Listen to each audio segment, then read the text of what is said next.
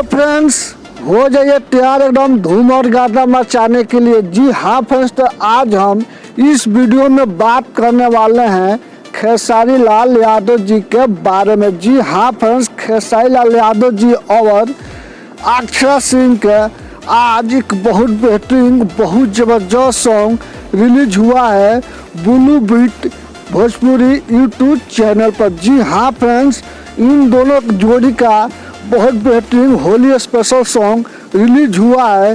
जी सॉन्ग का नाम है पिठैया। जी हाँ फ्रेंड्स, पिठैया बहुत बेहतरीन सॉन्ग है, बहुत ज़बरदस्त सॉन्ग है। भोजपुरी के शेर और शेरनी का कहा जाता है दोनों को।